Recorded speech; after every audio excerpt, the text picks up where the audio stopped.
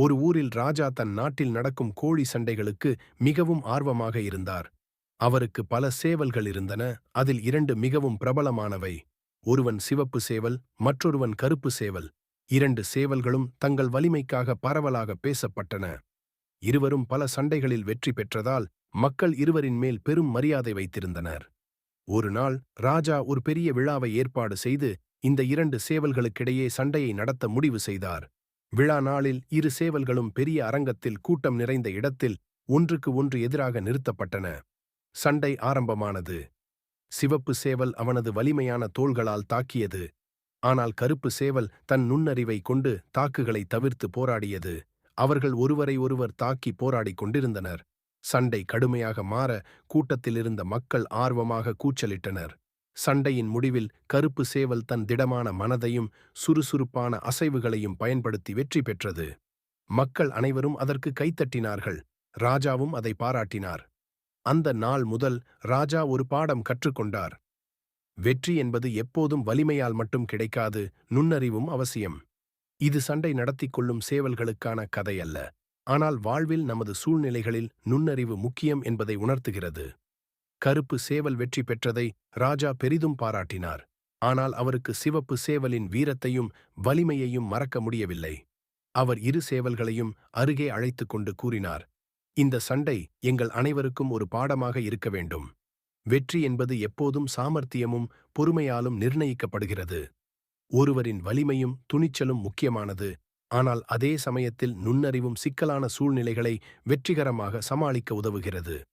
ராஜா 2 சேவல்களையும் சண்டை வெற்றி மற்றும் தோல்வி குறித்து எந்த தாழ்வு உணர்ச்சியும் இல்லாமல் பாராட்டினார்.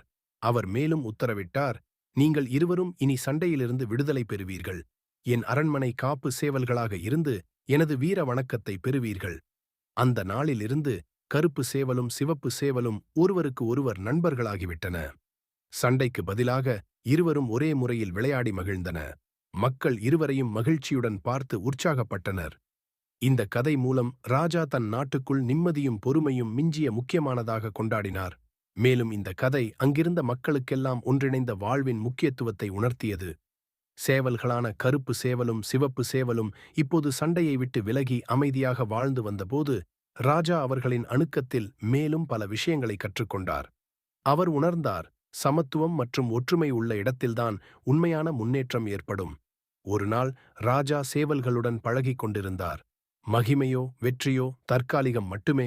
ராஜா, நாங்கள் சண்டையிலே அடிக்கடி வெற்றி பெறுவோம், ஆனால் அந்த வெற்றியால் எங்களுக்கு நிலையான சந்தோஷம் கிடைக்கவில்லை. இன்று நாங்கள் சண்டையின்றி அமைதியாக வாழ்கிறோம், இதுதான் உண்மையான வெற்றி என்று உணர்கிறோம்.